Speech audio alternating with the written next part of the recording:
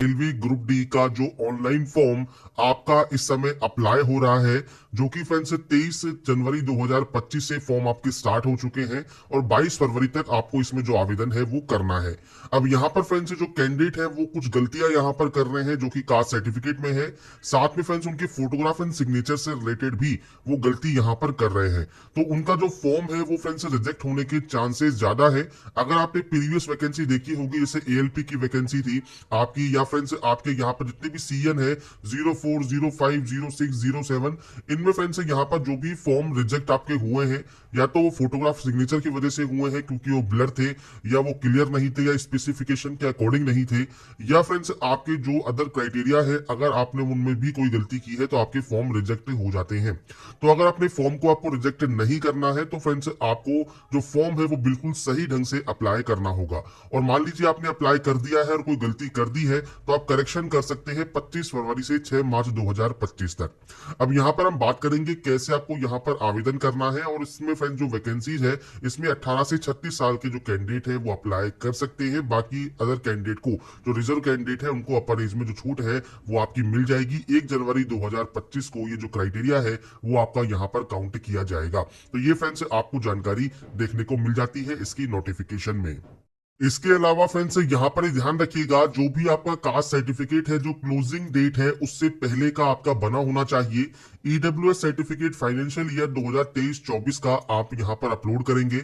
और इसके अलावा फ्रेंड्स जो भी आपके सर्टिफिकेट्स हैं वो फ्रेंड्स 1 अप्रैल 2024 के बाद के ही होने चाहिए। तो ये फ्रेंड्स आपको यहाँ पर ध्यान रखना है और उसके अकॉर्डिंग आपको ये अपलोड करना है। अब बात करते हैं कैसे आपको आवेदन करना है। तो देखिए, रेलवे का जो ये पोर्टल है जहां से आप इसमें आवेदन कर रहे हैं, अब आपको यहाँ पर अप्लाई सेक्शन पर 2 ऑप्शंस मिलते हैं। अगर आप पहले से रजिस्टर हैं तो आप ऑलरेडी हैव एन अकाउंट पर जाकर सिंपली लॉगिन कर सकते हैं, और अगर आप पासवर्ड भूल गए हैं तो फॉरगेट पासवर्ड कर सकते हैं। और पासवर्ड आपको यहाँ पर देखिए mobile number, date of birth और I am not a robot पर क्लिक करके आप यहाँ से आपका जो पासवर्ड है वो ले सकते हैं। इसके अलावा लॉगिन विद आधार, तो अगर आप आधार कार्ड के साथ लॉगिन करना चाहें तो आधार कार्ड नंबर डालिए, जनरेट आधार ओटीपी कीजिए, आई एम नॉट ए रोबोट पर क्लिक कीजिए और लॉगिन यहाँ से आप कर लेंगे। तो ये फ्रेंड 2 ऑप्शंस आपको यहाँ पर दिए गए हैं लॉगिन करने के लिए। और अगर फ्रेंड्स मान लीजिए आप पहली बार रजिस्ट्रेशन कर रहे हैं तो आपको यहाँ पर क्रिएट एन अकाउंट पर क्लिक करना होगा। वैसे ध्यान रखिएगा, अगर आपने पहले कभी रजिस्ट्रेशन किया है तो आपको दोबारा से रजिस्ट्रेशन करने की जरूरत नहीं होती। सबसे पहले नेशनलिटी ऑप्शन है, तो नेशनलिटी आप यहाँ सेलेक्ट कर लेंगे। मैं आपको यहाँ पर स्टेप बाय स्टेप सभी प्रोसेस बताऊंगा क्या क्या जानकारी आपको फिल करनी है। तो देखिए, सबसे पहले आपको यहाँ पर आपका जो नाम है वो आपको एंटर करना होगा और इसे आपको यहाँ पर रीटाइप करके वेरीफाई करना होगा। अगर आपने कभी अपना नाम चेंज किया है तो आप यस कर सकते हैं। अब आपसे कहता है कोई भी गैजेट नोटिफिकेशन या उसके रेलेवेंट लीगल डॉक्यूमेंटेशन जो कि आपके नाम चेंजिंग की है वो आपके पास होनी चाहिए टाइम ऑफ डीवी, मतलब डॉक्यूमेंट वेरिफिकेशन के समय। अगर आपका फ्रेंड्स नया नाम आपका जो भी है वो आप यहाँ पर दे सकते हैं, नहीं है तो आप सिंपली नो कर देंगे। इसके बाद है डेट ऑफ बर्थ, तो आपकी 10th की मार्कशीट के अकॉर्डिंग आपको आपका जो डेट ऑफ बर्थ है वो आपको यहाँ पर एंटर करना है, डेट, मंथ एंड ईयर। इसके बाद यहाँ पर आपको इसे रीटाइप करना होगा, तो आपको यहाँ पर इसको सिंपली रीटाइप कर देना है। नेक्स्ट ऑप्शन मिलेगा आपको जेंडर का, जेंडर सेलेक्ट कीजिए। और इसके बाद नेक्स्ट ऑप्शन है आपकी फादर नेम का, तो आपका जो भी फादर नेम है वो आपको यहाँ पर एंटर करना है।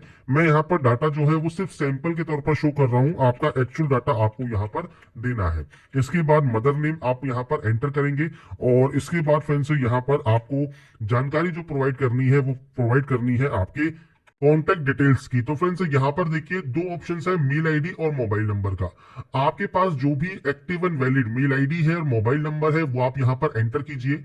इसके बाद जनरेट ईमेल ओटीपी या जनरेट मोबाइल ओटीपी कीजिए। आपके पास एक ओटीपी आएगी, वो ओटीपी आपको सिंपली यहाँ पर टाइप करना है। ओटीपी आने के बाद आपके पास नीचे ऑप्शन मिलेगा आधार वेरिफिकेशन का, तो यहाँ पर है please enter your Aadhaar card number या वीआईडी नंबर, मतलब वर्चुअल आईडी नंबर। तो फ्रेंड्स अगर आपने 2024 में रजिस्ट्रेशन किया था तो उस समय ये मैंडेटरी नहीं था, पर अब यहाँ पर जो है मैंडेटरी कर दिया गया है। तो अगर आप न्यू कैंडिडेट है तो आपको आधार कार्ड से रजिस्ट्रेशन कर लेना है, और अगर आप पहले से रजिस्टर है तो आप लॉगिन करेंगे तो आपको सेम ऐसा ही ऑप्शन यहाँ पर मिलेगा। अगर आपके पास आधार कार्ड नहीं है तो देखिए यहाँ पर ऑप्शन तो दिया गया है I do not have Aadhaar card पर आपसे कहा गया है candidate are advise to do Aadhaar verification for smooth entry at the exam centre. तो ये फ्रेंड्स आपको यहाँ पर डाटा कही गई है। अगर आपके आधार कार्ड में कोई भी गलती है किसी भी तरह की तो फ्रेंड्स उसको आप सही करवा ले आधार सेंटर पर जाकर। तो आधार कार्ड नंबर दीजिए, जनरेट आधार ओटीपी कीजिए। आपके आधार कार्ड पर जो भी मोबाइल नंबर रजिस्टर है उस पर एक ओटीपी आएगी, वो ओटीपी आपको यहाँ पर एंटर करना है और उसके बाद यहाँ पर आपको देखिए वेरीफाई का ऑप्शन मिलता है, आप यहाँ से वेरीफाई जो है डाटा को कर लेंगे। इसके बाद आपको यहाँ से इसे डिक्लेयर करना होगा। इसके बाद है क्रिएट योर पासवर्ड। अब पासवर्ड कैसा होना चाहिए तो इसके लिए फ्रेंड्स आपको यहाँ पर देखिए जो पासवर्ड क्रिएट करना है इसमें आपसे कहा गया है capital letter, small letter, special character और आपके नंबर्स आपके पासवर्ड में होने चाहिए। तो इसके लिए फ्रेंड्स देखिए मैं आपके सामने यहाँ पर एक जो सैंपल है वो आपके सामने यहाँ पर शो कर देता हूं। तो आप यहाँ पर देख रहे होंगे आपके सामने यहाँ पर जो पासवर्ड है जिसमें हमने यहाँ पर कैपिटल लेटर भी यूज किया है जैसे कहा गया है कैपिटल लेटर। इसके बाद कहा गया है स्मॉल लेटर्स, तो हमने स्मॉल लेटर्स भी यूज कर लिए। स्पेशल कैरेक्टर तो हमने स्पेशल कैरेक्टर भी यूज कर लिया। आप @ स्टार हैश आप कुछ भी यूज कर सकते हैं। इसके बाद फ्रेंड्स आपको यहाँ पर कहा गया है नंबर्स, तो हमने यहाँ पर नंबर्स भी यूज कर लिए। तो कुछ इस तरह से पासवर्ड आप यहाँ बनाएंगे। पासवर्ड बनाने के बाद आप आई एम नॉट ए रोबोट पर क्लिक करेंगे और उसके बाद आपको फ्रेंड्स यहाँ पर जो भी इमेजेस दिखती है तो आप उसको यहाँ पर सोल्व कर सकते हैं। और इमेजेस यहाँ पर सोल्व करने के बाद आपको इसे वेरीफाई कर लेना होगा। और यहाँ पर फ्रेंड्स आप जैसे ही इसे वेरीफाई करते हैं आपको मिलता है preview and create an account का ऑप्शन। मतलब आपने जो भी जानकारी फिल की है उसका प्रीव्यू चेक कर लें और उसके बाद क्रिएट एन अकाउंट आप यहाँ से कर लेंगे। आपका जो रजिस्ट्रेशन है या अकाउंट है वो आपका क्रिएट हो जाएगा। तो यहाँ पर फ्रेंड्स आपका देखिए जो अकाउंट है वो क्रिएट हो जाता है। इसके बाद अप्लाई सेक्शन पर आप जाएंगे, ऑलरेडी हैव एन अकाउंट वाले सेक्शन पर आपको जाना होगा और इसके बाद आपका मोबाइल नंबर या मेल आईडी, आपका जो पासवर्ड है और जो ये friends I am not a robot का ऑप्शन है इसमें भी सेम आपको यहाँ पर देखिए इस तरह का अगर जो सिक्योरिटी पिन मिलता है आप इसे सेलेक्ट करके नेक्स्ट स्टेप पर क्लिक करके इसे वेरीफाई कर लेंगे। और इसके बाद फ्रेंड्स आप यहाँ से सिंपली जो है लॉग इन कर सकते हैं अप्लाई करने के लिए। इसके बाद फ्रेंड्स आपका देखिए जो डैशबोर्ड है ये ओपन हो जाएगा और डैशबोर्ड ओपन होने के बाद सबसे पहले आपको ऑनलाइन एप्लीकेशन फॉर्म का ऑप्शन मिलेगा जहां पर देखिए आपको CN08/2024 का ऑप्शन मिल जाता है जहां पर ओपनिंग डेट क्लोजिंग डेट आपको दी गई है। और उसके बाद यहाँ पर फ्रेंड्स आपके अकॉर्डिंग आप इनमें से जिस भी आरआरबी के लिए आवेदन करना चाहते हैं वो आप सेलेक्ट कर सकते हैं। आरआरबी सेलेक्ट करने के बाद आई एम नॉट करंटली डिबेट पर आप क्लिक करेंगे और इसके बाद नेक्स्ट स्टेप पर क्लिक कर देंगे सिंपली अप्लाई करने के लिए। इसके बाद फ्रेंड्स यहाँ पर देखिए अब आपके सामने जो आपका डैशबोर्ड है ये ओपन हो जाएगा, मतलब जो फॉर्म है वो आपका स्टार्ट हो जाएगा। इसमें सबसे पहले आपको यहाँ पर ऑप्शन मिलेगा मैरिटल स्टेटस का। तो आपको यहाँ पर आप मैरिड है तो मैरिड सेलेक्ट कीजिए, अनमैरिड है तो आप अनमैरिड सेलेक्ट कर सकते हैं। अगर आपने देखिए पहले कोई फॉर्म अप्लाई किया हुआ है तो आपको जानकारी ऑटोमेटिक फिलअप मिलेगी। अगर आपने कोई भी फॉर्म अप्लाई नहीं किया हुआ है तो आपको मैनुअली यहाँ पर एंट्री करनी है। जैसे आप यहाँ पर रिलीजन सेलेक्ट करेंगे, आपकी जो मदर टंग है वो आपको यहाँ से लैंग्वेज दी गई है आप उसे सेलेक्ट कर सकते हैं। आप किस लैंग्वेज में अपने एग्जाम को चाहते हैं वो आपको यहाँ पर सेलेक्ट करना होगा। इधर है परमानेंट विजिबल मार्क। अब विजिबल मार्क क्या होते हैं, आपके चेहरे पर, हाथ पर, पैर पर, जैसे कोहनी से नीचे नीचे और ऐसे ही आपके घुटने से नीचे नीचे जो भी आपका विजिबल कोई भी कट का निशान है, कोई मोल है, कोई बर्न का निशान है, कोई कट का निशान है जो कि विजिबल हो तो आप उसकी जानकारी दे सकते हैं। नहीं है तो आप नो मार्क की एंट्री कर देंगे। इसके बाद है कम्युनिटी डिटेल्स। ये फ्रेंड्स सेक्शन बहुत इंपॉर्टेंट है क्योंकि आपको यहाँ पर जो रिजर्वेशन है वो आपको इसी सेक्शन से मिलता है। सबसे पहले जनरल ऑप्शन है, जनरल में कोई भी ऑप्शन नहीं है, आप सिंपली जनरल सेलेक्ट करके आगे की प्रोसेस कर सकते हैं। इसके बाद आएगा एससी का ऑप्शन। तो अब देखिए एससी अगर आप कैंडिडेट हैं तो उस कंडीशन में एससी एसटी ओबीसी के लिए रिजर्वेशन के लिए सेंट्रल गवर्नमेंट ऑफ इंडिया का आपके पास सर्टिफिकेट होना चाहिए। तो आपको यहाँ पर पहले ही कहा गया है सेंट्रल गवर्नमेंट का सर्टिफिकेट आपको यहाँ पर देना है। आई अंडरस्टैंड पर आप क्लिक करेंगे। अब ये तो है आपकी कैटेगरी, एससी एसटी ओबीसी आपकी कैटेगरी होती है। इसके अंतर्गत आपकी जो जाति है वो आपको मेंशन करना है। अब जाति फ्रेंड्स आपकी जो एक्चुअल जाति है आपके कास्ट सर्टिफिकेट पर मेंशन होती है, वही आप यहाँ पर लिखेंगे। आपका जो कास्ट सर्टिफिकेट नंबर है वो आपको देना है। कास्ट सर्टिफिकेट आपका जिसने भी इशू किया है, जिसके डिजिटल साइन हो, कोई सील लगी हो या मोहर लगी हो, जो भी आपका साइन जिसने भी किया होगा, जिसने ये इशू किया होगा वो कौन है, तो वो आपको यहाँ पर देखिए ऑप्शंस मिल जाते हैं आपके अकॉर्डिंग जिन्होंने भी ये जारी किया है। आपको इनमें से वो ऑप्शन यहाँ पर सेलेक्ट करना होगा। ये फ्रेंड्स आपके अकॉर्डिंग ऑप्शन आप यहाँ पर सेलेक्ट कर लेंगे। इसके बाद फ्रेंड्स यहाँ पर होगा इशूइंग स्टेट, किस स्टेट से ये इशू हुआ है। इसके बाद है डेट ऑफ इशू। आपका सर्टिफिकेट कब इशू हुआ है आप उसकी जानकारी यहाँ पर प्रोवाइड करेंगे, तो आपके अकॉर्डिंग जो भी आपका यहाँ पर डेट ऑफ इशू है वो आपको देना होगा। अब एससी और एसटी, ये तो एससी की बात हो गई, ऐसे ही सेम एसटी का भी है, तो आपको एसटी में भी सेम आपको जानकारी देनी है। आपके ट्राइब का नाम क्या है, सर्टिफिकेट क्या है, वो आपको जानकारी देनी होगी। अब यहाँ पर देखिए एक ऑप्शन मिलता है आपको कि आपको फ्रेंड्स यहाँ पर जो ट्रेवलिंग पास है रेलवे का, वो अगर आपको नहीं चाहिए, मान लीजिए आप ट्रेवलिंग पास नहीं लेना चाहते हैं, आप सिंपली नो कर दें, कोई भी ऑप्शन आपके सामने यहाँ पर नहीं आएगा।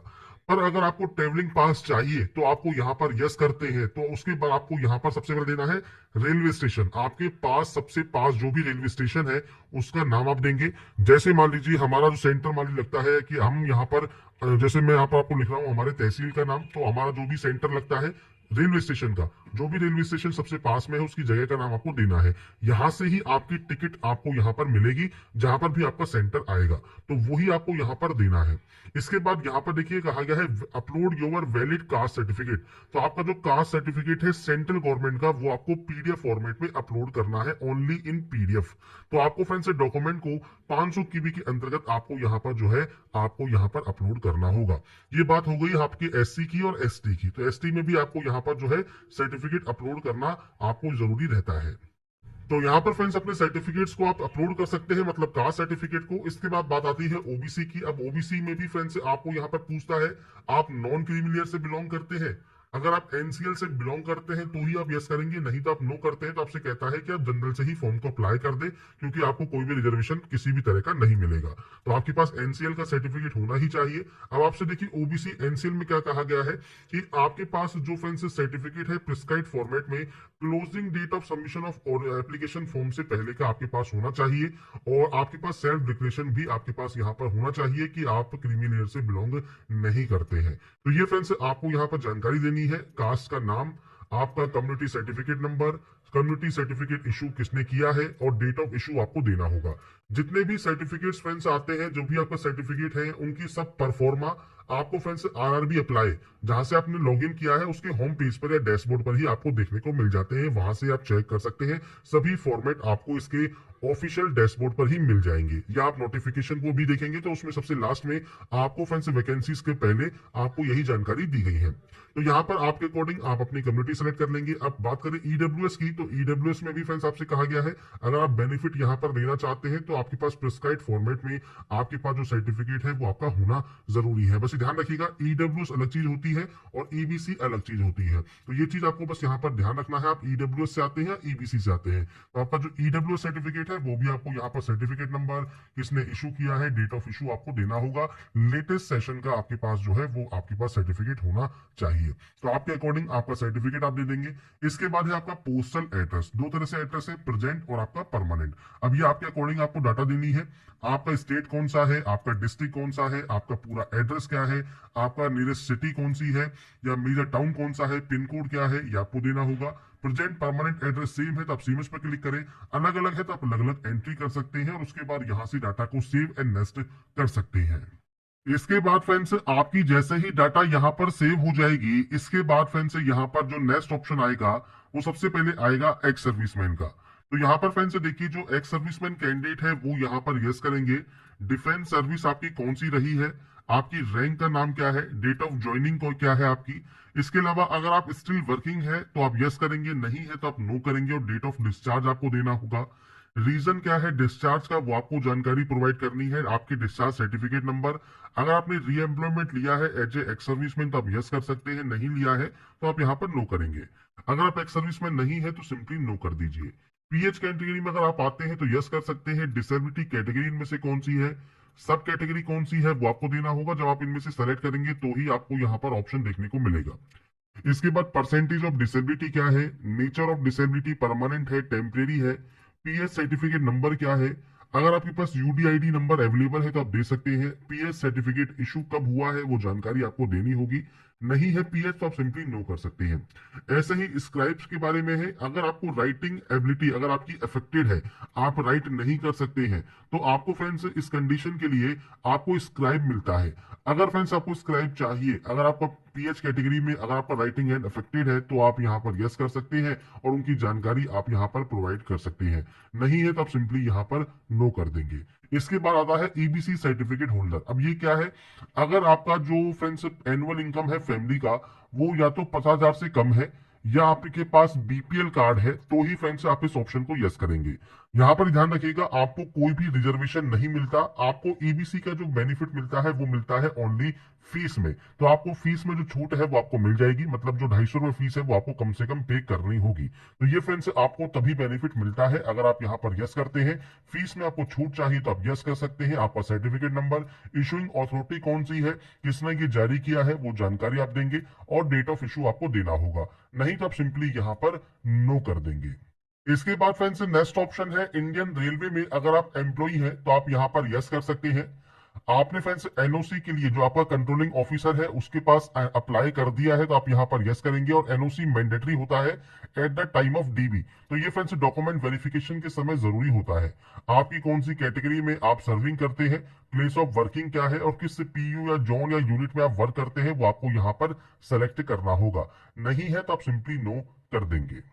इसके बाद फ्रेंड्स नेक्स्ट ऑप्शन है, अगर आपका जो करंट डिपार्टमेंट है जैसे सेंट्रल गवर्नमेंट का है, स्टेट गवर्नमेंट का है या पीएसयू का है, इनमें से कोई भी अगर आपका ऑप्शन एप्लीकेबल है तो आप उस ऑप्शन को सेलेक्ट कर सकते हैं। जैसे आप फ्रेंड्स सेंट्रल गवर्नमेंट में वर्क करते हैं तो अपनी ऑर्गेनाइजेशन का नाम देंगे, कब से आप काम कर रहे हैं और स्टिल वर्किंग है तो आप यस कर सकते हैं और इसकी जानकारी आप प्रोवाइड करेंगे।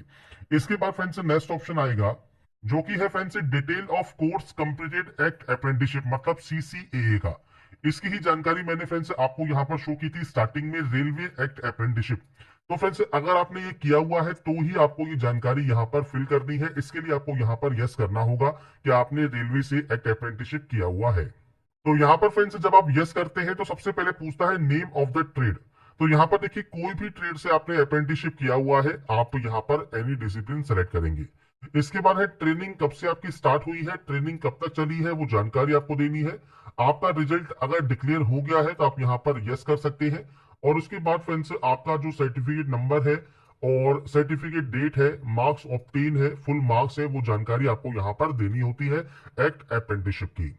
तो यहाँ पर फ्रेंड्स देखिए एक सैंपल मैंने आपके सामने यहाँ पर शो किया है। जैसे फ्रेंड्स यहाँ पर आपने फ्रेंड्स जो भी अप्रेंटिसशिप किया हुआ है उसमें आपने फ्रेंड्स देखिए जो ट्रेड है वो आपको यहाँ ट्रेड का नाम देखने को मिल जाएगा। इसके बाद आपको प्रवेश पत्र मिलेगा, कब से कब तक आपने यहाँ पर जो है ट्रेनिंग की है, तो आपको जो डेट है वो आपको मेंशन हो जाती है। इसके बाद आपकी परसेंटेज आपको यहाँ पर मेंशन हो जाती है और उसके बाद जारी होने की जो डेट है, आपके सर्टिफिकेट इशू की जो डेट है वो आपको यहाँ पर मेंशन आपको यहाँ पर मिलती है। तो ये जानकारी आपको आपके सर्टिफिकेट पर भी मेंशन होती है और आपने फ्रेंड से कब तक किया है वो जानकारी भी आप यहाँ पर चेकआउट कर सकते हैं। प्लेस ऑफ इशू भी आपको यहाँ पर देखने को मिलता है। तो जो भी आपको जानकारी चाहिए वो सब जानकारी आपको यहाँ पर देखने को मिल जाएंगी और इसके अकॉर्डिंग ही जैसा भी आपके पास सर्टिफिकेट है आपके अप्रेंटिसशिप का, उसके अकॉर्डिंग जानकारी आपको एंटर करनी है। अब यहाँ पर फ्रेंड्स देखिए जो प्रॉब्लम यहाँ पर सभी कैंडिडेट को जो है यहाँ पर फेस करनी पड़ रही है वो क्या है, तो वो फ्रेंड्स जो प्रॉब्लम है वो है इसकी ड्यूरेशन। तो आप देख रहे होंगे ट्रेनिंग की जो डेट है वो आपने जब यहाँ पर एंटर की, जो भी फ्रेंड्स डेट हमें यहाँ पर दी गई है, जब हम इसे एंटर करते हैं तो आपके सामने जो ड्यूरेशन आती है वो आती है सिर्फ 11 महीने 30 दिन की। तो यहाँ पर फ्रेंड्स एक साल के लिए फ्रेंड्स जो आपकी अप्रेंटिसशिप रिक्वायर्ड की गई है उसमें फ्रेंड्स एक दिन कम आपका यहाँ पर आता है, क्योंकि जो डेट है जिस डेट पर आपका ये खत्म हो रहा है, जो भी लास्ट डेट है उस डेट पर फ्रेंड्स आपका यहाँ पर जो क्राइटेरिया है वो काउंट कर रहा है। तो आपको यहाँ पर फ्रेंड्स अभी देखिए वेट करना है, क्योंकि यहाँ पर क्योंकि फॉर्म अभी स्टार्ट ही हुए हैं तो समस्या धीरे धीरे जैसे जैसे आती जाएंगी वैसे वैसे फ्रेंड्स आगे की प्रोसेस में भी आपको उसकी मदद मिलेगी। तो इसके लिए फ्रेंड्स देखिए यहाँ पर क्योंकि अभी फॉर्म स्टार्ट ही हुए हैं तो आपको अभी थोड़ा वेट करना ही होगा, क्योंकि आप वहां पर गलत डेट डालकर एंटर नहीं कर सकते आपको, क्योंकि अगर यहाँ पर प्रोसेस करने में कोई भी टाइम लग रहा है, क्योंकि फ्रेंड्स यहाँ पर जब आपको जो ड्यूरेशन है वो एक साल कंप्लीट नहीं है, आपको कोई भी एरर शो कर रहा है, तो आपको यहाँ पर कोई गलत डेट नहीं एंटर करना है, आपको थोड़ा सा वेट करना है। वेट करने के लिए मैं इसलिए कह रहा हूँ क्योंकि फ्रेंड्स यहाँ पर देखिए जो हेल्पलेस नंबर दिया गया है, यहाँ पर ये कॉल नहीं उठा रहे हैं। अगर आप कॉल उठा लेते हैं तो आप एक बार फोन करके ट्राई कर सकते हैं। आपको जो ये मेल आईडी दी गई है इस पर आप मेल करेंगे और आपकी जो समस्या है कि जो ट्रेनिंग की जो सीसीए की अप्रेंटिसशिप ट्रेनिंग ड्यूरेशन है वो 1 साल की नहीं है, तो फ्रेंड्स आपको पूछना है कि आपको क्या करना है। तो वो फ्रेंड्स हो सकता है पोर्टल को जल्दी से सही कर दे और जो आपकी जो कट ऑफ डेट है उस डेट पर ये आपका जो ट्रेनिंग शेड्यूल है वो काउंट किया जाए। इसके बाद आपका यहाँ पर जो ड्यूरेशन है वो एक दिन ऑटोमेटिक आ जाएगा, मतलब 1/8/2022 भी अगर वो काउंट करते हैं तो ये ऑटोमेटिक यहाँ पर हो जाएगा जो है 1 साल का। उसके बाद ही आप इसमें सबमिट कर पाएंगे। क्योंकि मैं आपको प्रोसेस बता रहा हूं तो आपको जो फॉर्म है वो इसी तरह से भरना होगा। आपकी जैसे ही डेट यहाँ पर 1 साल की हो जाएगी, इसके बाद फ्रेंड्स आपके सर्टिफिकेट नंबर, सर्टिफिकेट डेट, आपके नंबर्स कितने कितने आपने गेन किए हैं वो जानकारी आप देकर यहाँ से फॉर्म को सबमिट कर पाएंगे। ऐसा ही फ्रेंड्स ऑप्शन नीचे है बैंक डिटेल्स का। अब ये जो ऑप्शन है ये फ्रेंड्स मेनली इसके लिए है जो कि आपकी फीस रिफंड के लिए है। जो आपकी फीस रिफंड होगी, जैसे 500 रुपए है तो उसमें 400 रुपए रिफंड होगा। 250 रुपए फीस आपको पे करनी हो रही है तो आपको 250 रुपए जो रिफंड होंगे सीबीटी के बाद, वो फ्रेंड्स आपको जिस अकाउंट में चाहिए आपको उसकी जानकारी देनी है। मेनली आपके बैंक की पासबुक देखिए, बैंक की पासबुक का जो फर्स्ट पेज है उसमें फ्रेंड्स आपको आपके बैंक का account number, bank account holder name, bank का आईएफएससी कोड, ये सब देखने को मिल जाएगा। उसके अकॉर्डिंग डाटा को एंटर कीजिए और उसके बाद यहां से सेव एंड नेक्स्ट कर दीजिए। इसके बाद फ्रेंड्स नेक्स्ट ऑप्शन आता है आपकी क्वालिफिकेशन का। अब देखिए क्वालिफिकेशन में सबसे पहले फ्रेंड्स यहाँ पर देखिए ऑप्शंस मिलेंगे आपको आईटीआई, 10th और एनएससी का। अब यहाँ पर जैसे आपका 10th है तो 10th को सेलेक्ट कीजिए। क्वालिफिकेशन में आपने किस स्टेट से, किस डिस्ट्रिक्ट से पास किया है, बोर्ड का नाम क्या है, तो आपके बोर्ड का नाम आप यहाँ पर पूरा नाम एंटर कीजिएगा। डेट ऑफ पासिंग क्या है वो आपको देना है, रोल नंबर देना है। 10th का जो सर्टिफिकेट का सीरियल नंबर है, सर्टिफिकेट नंबर है, वो जानकारी आपको देकर अपडेट कर देना है। मैं सिर्फ डेमो शो कर रहा हूं, आपकी एक्चुअल डाटा आपको यहाँ पर एंटर करनी है। ऐसे ही आईटीआई में आपकी आईटीआई किसी भी डिसिप्लिन में है, किस स्टेट से पास किया है, किस डिस्ट्रिक्ट से पास किया है, इंस्टीट्यूट का नाम क्या है, डेट ऑफ पासिंग क्या है। इसके बाद फ्रेंड्स सर्टिफिकेट इशू एनसीवीटी कैसे हुआ है, एससीवीटी से हुआ है, नेशनल ट्रेड सर्टिफिकेट कौन सा है, जानकारी आप यहाँ पर देकर अपडेट कर सकते हैं। अब इस पोस्ट के लिए केवल 10वीं क्लास पास आउट कैंडिडेट भी एलिजिबल है। आईटीआई किया हुआ है तो आईटीआई भी एलिजिबल है, और आपने एनईसी भी किया हुआ है तो आप ट्रेड में एनी डिसिप्लिन सेलेक्ट करेंगे। इसके बाद सेम आपने किस स्टेट से इसको पास किया है वो जानकारी फ्रेंड्स आपको यहाँ पर देनी है। इसके बाद फ्रेंड्स आपने यहाँ पर इसको फ्रेंड्स किस डिस्ट्रिक्ट से पास किया है, आपके इंस्टीट्यूट का नाम क्या है जहां से आपने एनएसी किया हुआ है, तो आपको इंस्टीट्यूट का नाम भी देखने को मिल जाएगा। जो आपका सर्टिफिकेट है उस पर डेट ऑफ पासिंग क्या है, तो आपका जो डेट ऑफ पास है, रिजल्ट डेट है जो है वो ही आपको यहाँ पर एंटर करना होगा। तो आपका रिजल्ट डेट आप यहाँ पर एंटर कर देंगे। मैं सिर्फ सैंपल शो कर रहा हूँ, आपके अकॉर्डिंग आपकी डाटा आपको एंटर करनी है। इसके बाद friends certificate issued by NCVT है और certificate type national apprenticeship certificate NAC है। तो ये जानकारी आपको यहाँ पर फिल करना है और उसके बाद आपको यहाँ पर जो है इसको ऐड वाले ऑप्शन पर क्लिक करके ऐड कर देना है। तो बेसिक जानकारी है जो कि आप 10th आईटीआई या एनएसी जो भी आपने किया हुआ है। अब जिन कैंडिडेट पर एनएसी नहीं है, आईटीआई नहीं है, वो केवल 10th से फॉर्म को अप्लाई कर सकते हैं। जिन्होंने आईटीआई की हुई है वो आईटीआई से फॉर्म को फिल कर सकते हैं। जिसने एनएसी किया हुआ है वो एनएसी से फॉर्म को भी अप्लाई कर सकता है और उसके बाद ही आप इसे ऐड करके नेक्स्ट स्टेप पर जाएंगे। इसके बाद फ्रेंड्स यहाँ पर क्वालिफिकेशन एंटर करने के बाद अब आता है आपका नेक्स्ट ऑप्शन जिसमें आप प्रोफाइल, आपके डॉक्यूमेंट्स अपलोड करेंगे। तो देखिए कास्ट सर्टिफिकेट आपका पहले से ही अपलोडेड है जो कि हमने स्टार्टिंग में ही फर्स्ट स्टेप में जो पर्सनल डिटेल है उसमें ही अपलोड कर दिया था। इसके बाद है फोटोग्राफ एंड सिग्नेचर अपलोड। अब ये कैसे आपको अपलोड करना है, तो देखिए सैंपल ऑफ फ्यू रिजेक्टेबल फोटोज आपको दी गई है। कौन कौन सी फोटोज आपकी यहाँ पर रिजेक्ट हो सकती है उसकी जानकारी आपको यहाँ पर देखने को मिल जाएगी। तो आपको फ्रेंड्स सिंपल फोटो आपकी यहाँ पर अपलोड यहाँ पर आपको करनी है। तो इसके लिए फ्रेंड्स आप ब्राउज पर क्लिक करेंगे, फाइल को सेलेक्ट करेंगे और अपने फोटोग्राफ एंड सिग्नेचर को अपलोड कर देंगे। अब देखिए सिग्नेचर फोटो को अपलोड करने में सबसे इंपॉर्टेंट जो आपको बात याद रखनी है वो रखना है आपको पिक्सल। जैसे यहाँ पर आपको देखिए हाइट दी गई है 320 और विड्थ दी गई है 240। सिग्नेचर के लिए 60 पिक्सल हाइट है, 140 पिक्सल विड्थ है। तो ये आपको यहाँ पर ध्यान रखना है और उसके बाद ध्यान रखना है साइज का। तो 50 से 100 के भी साइज है फोटोग्राफ का और 30 से 50 के भी साइज है आपके सिग्नेचर का। तो अब कैसे इसको रिसाइज कर सकते हैं, कैसे साइज को मेंटेन कर सकते हैं और अपलोड कर सकते हैं, अब इसके बारे में बात कर लेते हैं। तो सबसे पहले आपको आना होगा imresizer.com की ऑफिशियल वेबसाइट पर। तो फ्रेंड्स आप गूगल पर imresizer लिख सकते हैं। imresizer लिखने के बाद आपके सामने कुछ इस तरह का इंटरफेस आ जाएगा जहां से अपलोड इमेजेस पर आप क्लिक करेंगे। तो यहाँ पर फ्रेंड्स फोटोग्राफ को यहाँ पर लेने के बाद मैंने सिर्फ डेमो आपके सामने शो कर रहा हूँ, आपकी एक्चुअल फोटो डाटा आपको सब यहाँ पर जानकारी लेनी है। अब यहाँ पर सबसे पहले देखिए फोटोग्राफ के लिए हाइट है 320 और आपकी जो विड्थ है वो है 240। तो आपको करना क्या है, आपको यहाँ पर देखिए विड्थ और हाइट दी गई है और यहाँ पर यूनिट को आप सेलेक्ट कर लेंगे पिक्सल में। पिक्सल सेलेक्ट करना जरूरी है। अगर आप यहाँ देखेंगे तो आपको पिक्सल में पीएक्स में ही वैल्यू यहाँ पर दी गई है। इसके बाद आपको यहाँ पर देनी है विड्थ और इसके बाद आपको हाइट देनी है यहाँ पर। तो आप विड्थ और हाइट यहाँ पर दे देंगे। तो आपसे कहा गया है 320 240, तो आपको 320 240 ही पिक्सल यहाँ पर रखना है। फॉर्मेट आप जेपीजी रख ले। इसके बाद नीचे आइए, फाइल साइज पर जाइए और फाइल साइज पर आने के बाद मान लीजिए आप इसका साइज रखना चाहते हैं, आप मान लीजिए 55 KB, तो आप यहाँ पर 55 KB यहाँ पर लिख देंगे, क्योंकि साइज रिक्वायर्ड है आपका यहाँ पर 50 से 100 KB। तो आप यहाँ पर इसको जो है 55 KB रख सकते हैं, या फ्रेंड्स आप यहाँ पर इसे 70 KB कर दीजिए। और उसके बाद नेक्स्ट डाउनलोड पर आप क्लिक कीजिए। इसके बाद थोड़ा सा वेट कीजिए, आपकी देखिए इमेज यहाँ पर डाउनलोड हो जाएगी। इमेज जब आपकी यहाँ पर डाउनलोड हो जाती है, इसके बाद आपको फ्रेंड्स ऐसे ही जो सिग्नेचर है वो भी आपको अपलोड करना है। तो सबसे पहले यूनिट पर जाइए, पिक्सल को सेलेक्ट कीजिए।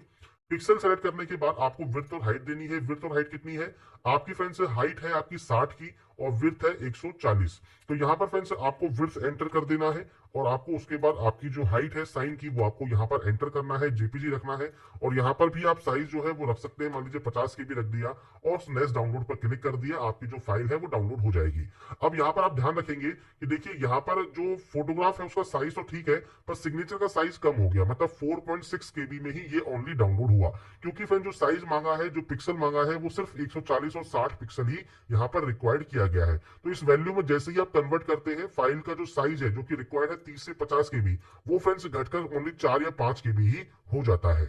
तो इसके लिए फ्रेंड्स आपको देखिए एक और वेबसाइट यहाँ पर ओपन करनी होगी, PI7 इमेज टूल। इसमें फ्रेंड्स एक ऑप्शन मिलेगा आपको, कंप्रेस इमेज टू 50 KB। तो यहाँ पर फ्रेंड्स आपको जो साइज रखना है वो आपका 30 से 50 KB के बीच में ही रखना है। तो आपको यहाँ पर देखिए जो भी साइज चाहते हैं, जैसे मान लीजिए आप चाहते हैं यहाँ पर इसका साइज हो जाए 40 KB, तो आप 40 यहाँ लिख दीजिए। कंप्रेस वाले ऑप्शन पर क्लिक कीजिए। अब आपका जो सिग्नेचर है वो फ्रेंड्स आपका देखिए कंप्रेस हो जाएगा 38 KB में, और उसे आप यहाँ से डाउनलोड कर लेंगे। जब ये डाउनलोड हो जाएगा 38 KB में, इसके बाद फ्रेंड्स आप अपना जो फोटोग्राफ एंड सिग्नेचर है वो यहाँ पर आप आराम से अपलोड कर पाएंगे। तो मैंने यहाँ पर जो प्रोसेस है वो आपको बता दी है, कैसे फ्रेंड्स आप अपने साइज को जो है रिसाइज कर सकते हैं, पिक्सल में चेंज कर सकते हैं, और कैसे फ्रेंड्स आप यहाँ पर इसका जो साइज है वो भी आप चेंज कर सकते हैं। दोनों ही वेबसाइट मैंने आपको शो कर दी है। आप वहां से अपने फोटोग्राफ एंड सिग्नेचर का जो साइज है वो आपको चेंज कर ले और उसके बाद ब्राउज पर क्लिक करें।